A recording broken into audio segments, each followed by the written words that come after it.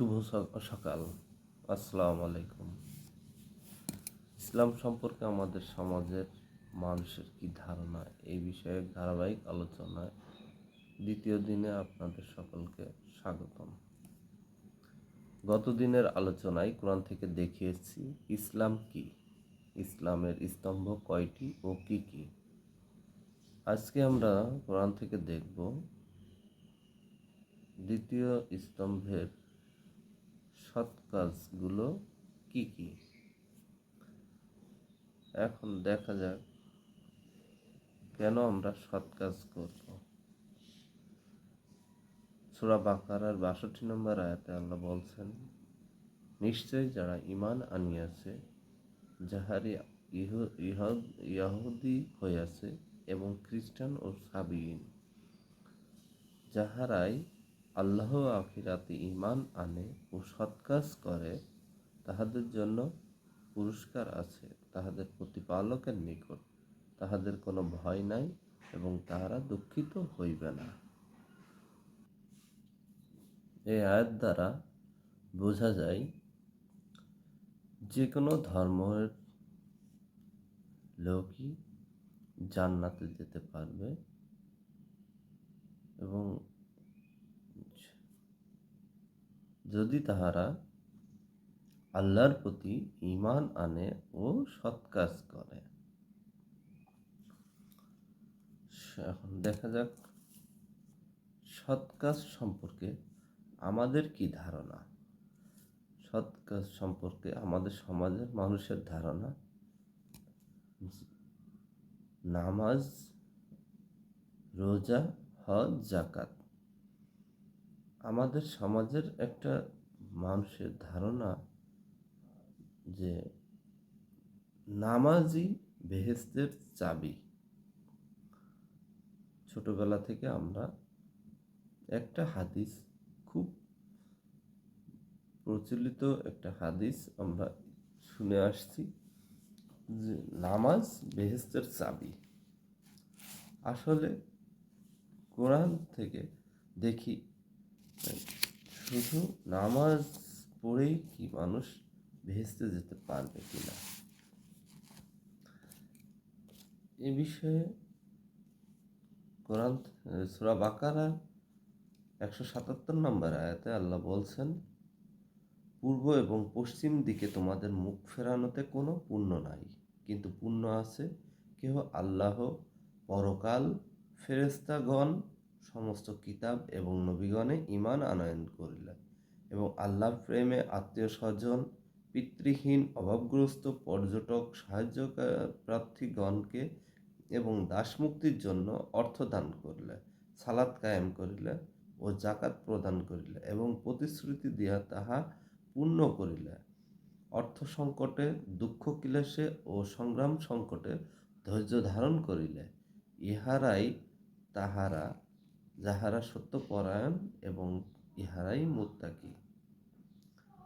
তো এই আয়াতটিতে বোঝা যায়, এই আয়াতটি দ্বারা স্পষ্টভাবে বোঝা যায় যে শুধুমাত্র নামাজ পড়েই জান্নাতে যাওয়া যাবে এমন কোনো ডকুমেন্টস আল্লাহ দেননি।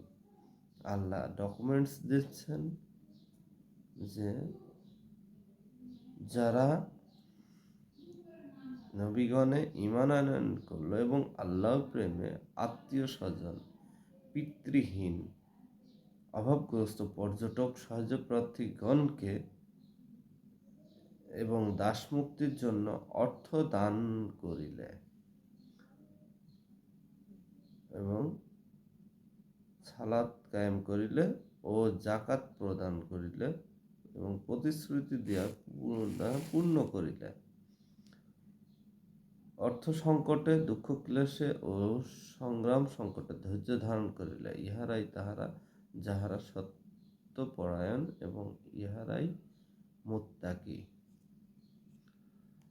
কোরআন থেকে দেখা যাক সালাত কি।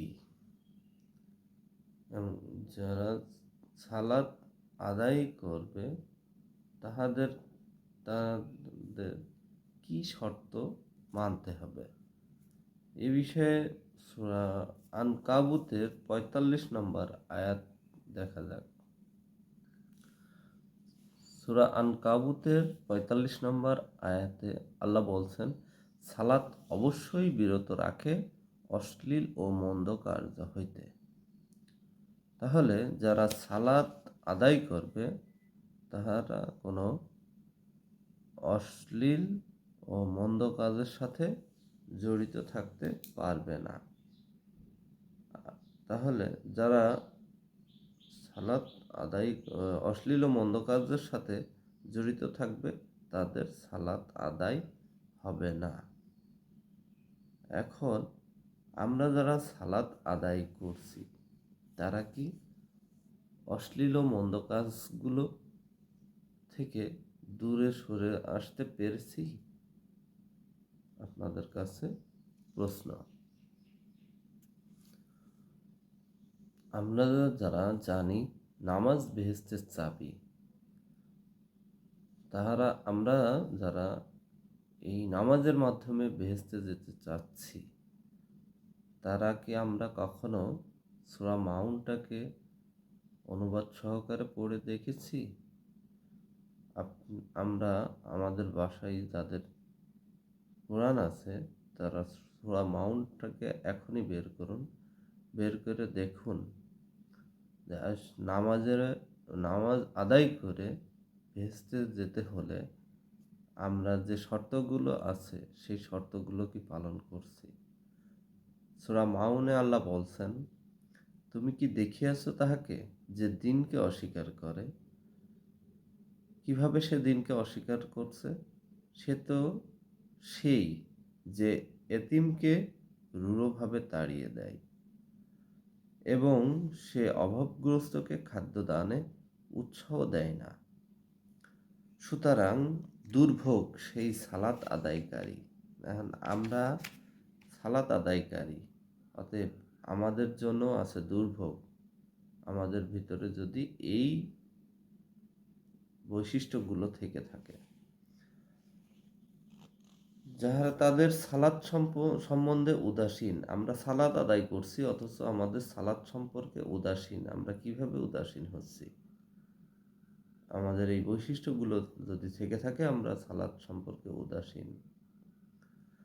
আমরা যারা সালাত আদায় করছি লোক দেখানোর জন্য তা আদায় করি এবং আমাদের প্রতিবেশীদের যে প্রয়োজনীয় ছোটোখাটো সাহায্য করা লাগে আমরা এবং গৃহস্থালির প্রয়োজনীয় ছোটোখাটো সাহায্য দান থেকে বিরত থাকে, তাহলে আমরা যারা সালাত আদায় করছি আমাদের ভিতরে যদি এই বৈশিষ্ট্যগুলো থেকে থাকে তাহলে আমাদের এই সালাত কোনো কাজে আসবে না। এখন আমরা যেটা গৃহস্থালির যে প্রয়োজনীয় ছোটোখাটো সাহায্য, যেটা আমাদের প্রতিবেশীদের হচ্ছে কারো একটা ঝাল লাগতে পারে, আর একটা পেঁয়াজ লাগতে পারে, একটা রসুন লাগতে পারে, একটু তেল লাগতে পারে, যেইগুলো সাহায্য থেকে আমরা বিরত থাকি, তাহলে আমাদের এই সালাত আদায় করে আদৌ কি জান্নাতে যাওয়া সম্ভব? এটা আপনাদের কাছে আমার প্রশ্ন। নামাজীদের অনেকে আছে মুনাফিক। মুনাফিকদের বিষয়ে আল্লাহ সূরা নিসার ১৪২ নম্বর আয়াতে বলছেন, নিশ্চয়ই মুনাফিকগণ আল্লাহর সহিত ধোঁকাবাজি করে, বস্তুত তিনি তাহাদিগকে উহা শাস্তি দেন, আর যখন তাহারা সালাতে দাঁড়ায় তখন শৈথিল্যের সহিত দাঁড়ায়, কেবল লোক দেখানোর জন্য, এবং আল্লাহকে তাহারা অল্পই স্মরণ করে। দোটানায় দোদুল্যমান, না ইহাদের দিকে না উহাদের দিকে, এবং আল্লাহ যাকে পথভ্রষ্ট করেন তুমি তাহার জন্য কখনো কোনো পথ পাইবে না। অতএব মুনাফিকগণের সালাতও কোনো কাজে আসবে না।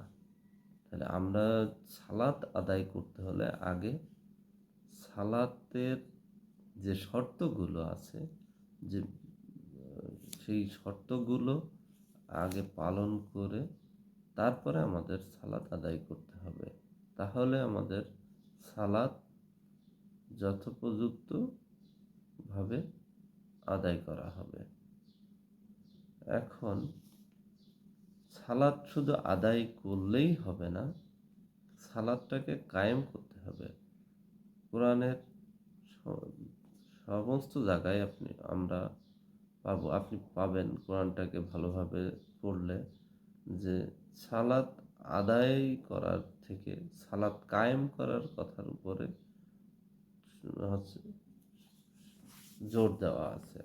কোরআনে সালাত আদায় করার বিষয়ে থেকে সালাত কায়েম করার উপরেই আল্লাহ জোর দিয়েছেন। তো সালাত বিষয়ক দীর্ঘ আলোচনা অন্য আর এক পর্বে আমরা করব। তারপরেও আরেকটি প্রশ্ন আপনাদের সামনে রেখে যেতে চাই। আমরা যে সালাত আদায় করছি, সে সালাতটা আমাদের হচ্ছে কিনা, সেই সালাত কি, যে সালাত আমরা প্রচলিত সালাত আদায় করছি, এই প্রচলিত মানে নিয়মেই কি সালাত, নাকি সালাতের অন্য কোনো রূপ আছে, এ বিষয়ে বিস্তার আলোচনা কোরআন থেকেই আগামী কোনো এক পর্বে শুধু সালাত বিষয়ক আলোচনাই নিয়ে আসবো। ইনশাল্লাহ আগামী পর্বে সালাত, কোরআনের সালাত আর আমাদের প্রচলিত যে সালাত, এর ভিতরে পার্থক্য কি এবং সঠিক সালাত কোনটা, সঠিকভাবে আমরা কিভাবে সালাত আদায় করব, এ বিষয়ে বিস্তারিত আলোচনা থাকবে পরবর্তী পর্বে। এখন দেখা যাক সালাতের পরে আমাদের সমাজের প্রচলিত যে ধারণা, সৎ কাজ বলতে বা ইসলামের স্তম্ভ বলতে আমরা যে বিষয়গুলো বুঝি, আমাদের সমাজের ধারণা ইসলামের স্তম্ভ 5টি: ঈমান, নামাজ, রোজা, হজ, যাকাত। এভাবেই আমরা জানি বা মানি। তো সেই সেই স্তম্ভের ভিতরে আমরা প্রথম নামাজ বিষয়ক আলোচনা নিয়ে আসলাম। এখন কোরআন থেকে দেখা যাক যে নামাজের পরেই আল্লাহ কিসের উপরে গুরুত্ব দিচ্ছেন। যে নামাজের পরেই আল্লাহ সূরা বাকারার 3 নম্বর আয়াতে বলছে, যারা অদৃশ্যে ঈমান আনে ও সালাত কায়েম করে এবং তাদেরকে যে জীবন উপকরণ দান করিয়াছি তাহা হইতে ব্যয় করে। অতএব আল্লাহ ধারাবাহিকভাবে কোরআনে ঈমানের পরে নামাজ কায়েম এবং নামাজ কায়েমের পরেই যাকাত প্রতিষ্ঠার উপরে গুরুত্ব দিয়েছেন। তাহলে আমরা শুধু নামাজ আদায় করে বা নামাজ বেহেশতের চাবি, এই কথাটাকে স্লোগান বানিয়ে সবাই বেহেশতে যাওয়ার জন্য শুধু নামাজটাকেই গুরুত্ব দিচ্ছে। কিন্তু আল্লাহ কোরআনের মাধ্যমে গুরুত্ব দিচ্ছেন, শুধু নামাজের মাধ্যমে জান্নাতে যাওয়া সম্ভব না। শুধু নামাজের সাথে সাথে যাকাতটাকেও প্রতিষ্ঠিত করতে বলছেন। তাহলে এখন আমরা দেখি যে বাস্তবিক জীবনে আমরা যাকাতের গুরুত্ব কতটুকু দিচ্ছি, আসলে আমরা যাকাতটাকে কতটুকু পালন করছি। যদি আমরা এই যাকাতটাকে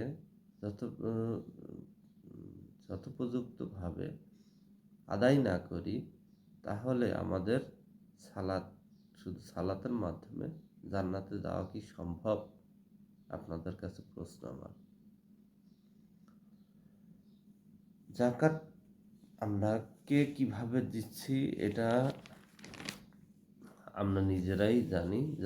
যাদের যাকাত দেওয়ার সামর্থ্য আছে, যদি বলেন যে যাকাত দেওয়ার সামর্থ্য তাদের নাই, তারা কি জান্নাতে যেতে পারবে কি পারবে না, এ বিষয়ে আল্লাহ বলছেন, তোমরা আল্লাহর পথে ব্যয় করো এবং নিজেদের হাত নিজ দিগকে ধ্বংসের মধ্যে নিক্ষেপ করিও না। তোমরা সৎ কাজ করো, আল্লাহ সৎকর্মপরায়ণ লোককে ভালোবাসেন। সূরা বাকারার 195 নম্বর আয়াতে।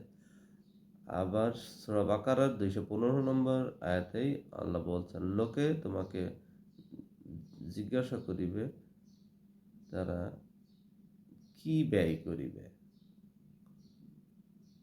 হযরত মুহাম্মদ সাল্লাল্লাহু আলাইহি সাল্লামের কাছে আল্লাহ এই লোকে প্রশ্ন করছেন যে তারা কি ব্যয় করবে। তখন আল্লাহ বলছেন, যে ধন সম্পদ তোমরা ব্যয় করিবে তাহা পিতা মাতা, আত্মীয় স্বজন, এতিম, মিসকিন এবং মুসাফিরদের জন্য। উত্তম কাজের যা কিছু তোমরা করো না কেন, আল্লাহ তো সে সম্বন্ধে অবহিত। আর আমরা জাকাতটাকে আমরা যেভাবে মানুষের কাছে নিয়ে গিয়েছি, বা জাকাতটাকে আমরা যেভাবে আদায় করি এখন বর্তমান প্রচলিত সমাজে, ভোটার আইডি কার্ড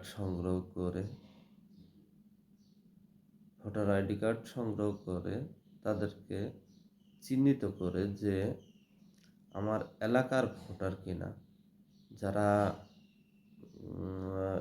মেম্বার প্রার্থী তারা তাদের ওয়ার্ডের ভোটার কিনা, তাদের মাধ্যমেই জাকাত প্রদান করে। যারা চেয়ারম্যান প্রার্থী তারা তার এলাকার ভোটার কিনা সেভাবে, যারা এমপি প্রার্থী তারা তাদের সেই এলাকার ভোটার কিনা সেইভাবে যাচাই বাছাই করে জাকাত দেন। এটা কি আসলে জাকাত আদায় করা হচ্ছে, নাকি মানুষের জাকাতের মাধ্যমে ভোট কেনা হচ্ছে? এই জাকাত আল্লাহর কাছে কতটুকু গ্রহণযোগ্য হতে পারে, বা আদৌ গ্রহণযোগ্য হবে কিনা, এ বিষয়ে আপনাদের কাছে আমার প্রশ্ন রইল।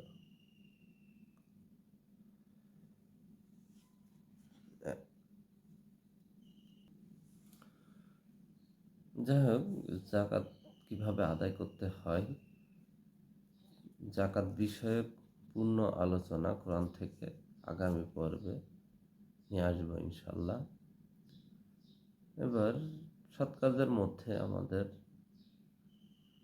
ইসলামের স্তম্ভ অনুযায়ী রোজা। তো রোজা রমজান মাসে আমাদের রোজা পালন করতে হবে। এটা সূরা বাকারার 183 নম্বর আয়াতে আল্লাহ বলছেন, রমজান মাস, এই মাস পবিত্র মাস, এই মাসে কোরআন নাজিল হয়েছিল, এই মাসে আল্লাহর রহমত বর্ষণ হয়। তো রমজান মাস পাইলে সবাইকে রোজা থাকতে হবে, এটা আমাদের ফরজ। রোজা আমাদের জন্য ফরজ। সৎ কাজের মধ্যে এটা গুরুত্বপূর্ণ আরেকটি। তো এখন একই রকম, মানে বলতে গেলে যে সালাতের যেমন শর্ত আছে, জাকাতের শর্ত আছে, রোজারও তেমন শর্ত আছে। আমরা যারা রোজা পালন করব তাদেরকে সংযমী হতে হবে। রোজার মাস আত্মসংযমের মাস। তো আসলে আমরা কতটুকু সংযমী হয়ে রোজা পালন করতে পারি বা পালন করি, এ বিষয়ে আপনাদের কাছে আমার প্রশ্ন থাকলো। আর রোজার বিষয়েও মানে পূর্ণ আলোচনা আরেকটি পর্বে আমরা আনব। রোজার পরে কুরবানি, হজ এবং কুরবানি। তো আল্লাহ সূরা বাকারার 196 নম্বর আয়াতে বলছে, প্রত্যেক মুসলমানের হজ ও উমরা করার বিধান দেওয়া আছে, কিন্তু যাদের সামর্থ্য থাকবে না তাদের জন্য সহজলভ্য কুরবানির মাধ্যমে আদায় করার বিধান আছে। তো এখন আমরা যারা মক্কা থেকে অনেক দূরে থাকি, যাদের আমাদের হজ করার সামর্থ্য নাই, কিন্তু সহজলভ্য কুরবানি করার বিধান আছে এবং এটাও ফরজ। তো আমরা যারা হজ পালন করছি, তারাও কিভাবে আদায় করছি, হজটাকে হজটাকে মানে লোক দেখানোর উদ্দেশ্য করছি নাকি আল্লাহর উদ্দেশ্যে করছি, হজ আদায় করতে যাচ্ছি যে টাকায়, সেই টাকা বৈধ পথে অর্জিত নাকি অবৈধ পথে অর্জিত, এটা আমরা যারা এই বৈধ পথে বা অবৈধ পথে অর্জন করছি, উপার্জন করছি, তারাই জানে যে আমার এই টাকায় অবৈধ কিছু আছে কিনা। তো হজও যেমন এই অবৈধ টাকায় হজ আদায় করলে হজ হবে না, অবৈধ উপার্জনের কুরবানি করলেও কুরবানি হবে না। তো এই সৎ কাজগুলো করার, হজ ও কুরবানি করার আগে অবশ্যই আমাদের উপার্জনটাকে সঠিক বৈধভাবে উপার্জন করতে হবে। হজ ও কুরবানি বিষয়ক বিস্তারিত আলোচনা আগামী পর্বে আমরা ইনশাল্লাহ আসব। এখন আমরা যে ইসলামের স্তম্ভের যে 5টি স্তম্ভ, ঈমান, নামাজ, রোজা, হজ, যাকাত, এগুলির বিষয়ে মোটামুটি ধারণা পেলাম। তো সৎ কাজ কি শুধু এগুলির মধ্যে সীমাবদ্ধ, নাকি কোরআন কি বলে সৎ কাজ? কোরআন থেকে আল্লাহ বলছে সৎ কাজ যে সূরা আল ইমরানের 104 নম্বর আয়াতে বলছে, তোমাদের মধ্যে এমন এক দল হোক যারা মানুষকে সৎ কার্যের আহ্বান করে এবং অসৎ কার্যের নিষেধ করে। তো যারা সৎ কাজের নির্দেশ দেয় এবং অসৎ কাজের নিষেধ করে, এমন এক দল হতে হবে, এটাও হচ্ছে একটা সৎ কাজ। ন্যায় বিচার প্রতিষ্ঠা করা, এটাও একটা সৎ কাজ। এবং কোরআনে আল্লাহ স্পষ্টভাবে নির্দেশ দিয়েছেন, ন্যায় বিচার যদি তোমার পিতামাতার বিপক্ষেও যায়, তবেও তুমি ন্যায় বিচার করতে দ্বিধান্বিত হয়ো না। সত্যের সাথে মিথ্যা মিশ্রিত করা যাবে না এবং জেনে শুনে সত্য গোপন করা যাবে না, এটাও সৎ কাজ।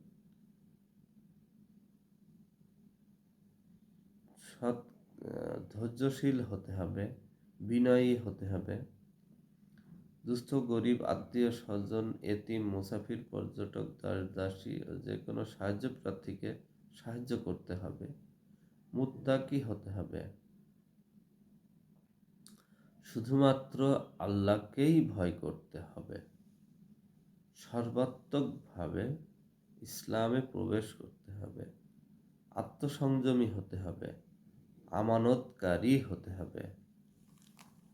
আমানতকারী এখনকার বাস্তবতায়, এখনকার সমাজে আমরা যদি একটা নামাজি ব্যক্তির কাছেও কোনো কিছু রাখি, সেটা টাকা হোক, গহনা হোক বা সম্পত্তি হোক, তাহলে ফেরত দিবে কিনা, ফেরত পাওয়া যাবে কিনা, এ বিষয়ে আপনাদের কাছে আমার প্রশ্ন, যে এখনকার সমাজের মানুষের চরিত্র কতটুকু আমানত রক্ষাকারী কোনো ব্যক্তি এখন এই সমাজে খুঁজে পাওয়া যাবে কি? সত্যবাদী মানুষ এখন পাওয়া বড়ই দুষ্কর। অকারণে মানুষ মিথ্যা কথা বলে। আল্লাহর অনুগত হওয়া, আমরা এখন নেতার অনুগত হই, কিন্তু আল্লাহর অনুগত তো দূরের কথা, পিতা মাতা ভাই বোন আত্মীয় স্বজন কারো অনুগত হতে পারি না আমরা, কিন্তু একটা ক্ষমতাধর নেতার অনুগত হই। সে ভুল পথে থাকুক বা খারাপ পথে, ভালো পথে থাকুক, বা আমাকে দিয়ে খারাপ কাজ করাক বা ভালো কাজ করাক, সেই হিতাহিত জ্ঞান আমাদের এখন নাই। তাকওয়া অবলম্বনকারী হতে হবে, আত্মসমর্পণকারী হতে হবে, আল্লাহর রজ্জু দৃঢ়ভাবে ধারণ করতে হবে, কল্যাণকার কাজে প্রতিযোগিতা করতে হবে, এবং আল্লাহ বন্ধু নির্বাচন করার ক্ষেত্রেও আল্লাহ বলে দিচ্ছে কাফিরদেরকে বন্ধুরূপে গ্রহণ করা যাবে না, শুধুমাত্র মুসলমানদের বন্ধুরূপে গ্রহণ করতে হবে, এটাও সৎ কাজ। কোমল হৃদয়ের অধিকারী হতে হবে, মানুষের সাথে কোমল ব্যবহার করতে হবে, রূঢ় ব্যবহার করা যাবে না, প্রতিবেশীর হক আদায় করতে হবে, পিতামাতা ভাই বোন আত্মীয় স্বজন সবার হক আদায় করতে হবে, আসমান ও জমিনে একমাত্র আল্লাহর সার্বভৌমত্ব প্রতিষ্ঠা করতে হবে, এটাও সৎ কাজ। অসহায় নরনারী ও শিশুগণের অধিকার প্রতিষ্ঠায় আল্লাহর পথে যুদ্ধ করতে হবে, এটাও সৎ কাজ। সুদ প্রথা বিলুপ্ত করতে হবে, এটাও সৎ কাজ। পৃথিবীতে শান্তি স্থাপন করতে হবে, হালাল হারাম খাদ্য চিহ্নিত করে মানুষের সামনে সেটা চিহ্নিত করে দিতে হবে, এবং হালাল হারাম খাদ্যকে বর্জন করতে হবে, এটাও সৎ কাজ। হালালকে গ্রহণ ও হারামকে বর্জন করতে হবে, এটাও সৎ কাজ। কোরআন অনুযায়ী রাষ্ট্রের বিচার কার্য পরিচালনা করতে হবে, এটাও সৎ কাজ। আল্লাহর উপর সম্পূর্ণ নির্ভরশীল হয়ে ইসলাম ধর্মকে প্রতিষ্ঠিত করতে হবে, এবং ইসলাম ধর্ম সম্পর্কে মানুষকে সঠিক জ্ঞান দিতে হবে, এটাও সৎ কাজ।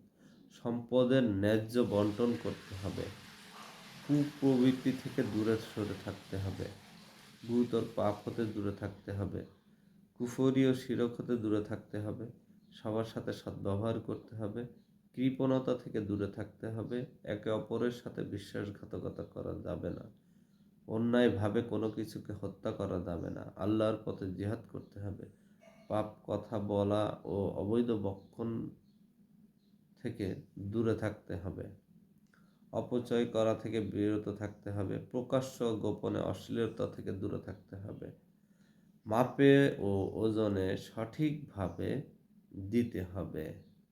আজকের সমাজে মাপ ও ওজন এই সম্পর্কে মানুষের মানে বিন্দু মাত্র কোনো অনুশোচনা নেই। কেউ কাউকে ঠকাতে যে মানে যে মানুষকে যেভাবে ঠকাতে পারে, এর প্রতিযোগিতা এখনকার সমাজে, এর প্রতিযোগিতা শুরু হয়ে গেছে, কে কাকে কিভাবে ঠকাতে পারে। নিজের ভেতরের অহংকার দূর করতে হবে, সমাজ থেকে অশ্লীলতা ও বেহায়াপনা দূর করতে হবে, পৃথিবীকে কৃত্রিম ধ্বংসের হাত থেকে রক্ষা করতে হবে, সমকামিতা যৌনতা পরকীয়া ও ধর্ষণ দূর করতে হবে, নারীদের ক্ষমতা বিলুপ্ত করতে হবে, সমাজে ভ্রাতৃত্ববোধ প্রতিষ্ঠিত করতে হবে, সমাজ থেকে সমস্ত ফিতনা দূর করতে হবে, আল্লাহর দ্বীন সামগ্রিকভাবে প্রতিষ্ঠিত করতে হবে, কাফিরদের সাথে প্রবল সংগ্রাম চালাতে হবে, আল্লাহ সম্পর্কে উদাসীন হওয়া যাবে না, নিজেদের মধ্যে কলহবিবাদ করা যাবে না। আরও অনেক সৎ কাজ আছে, কোরআন থেকে আমরা কোরআনটাকে যদি সুন্দরভাবে অনুবাদ সহকারে বুঝে চিন্তা সহকারে পড়তে পারি, তাহলে অবশ্যই আমরা সৎপথ পাব। আসুন আমরা কোরআনটাকে সুন্দরভাবে চিন্তা সহকারে গভীর মনোযোগ সহকারে পড়ি এবং কোরআন অনুযায়ী চলার চেষ্টা করি। পরবর্তীতে আমরা অন্য আরেকটি আলোচনা নিয়ে আসব। আশা করছি আজকে এ পর্যন্তই। সবাইকে আল্লাহ হাফেজ, ধন্যবাদ।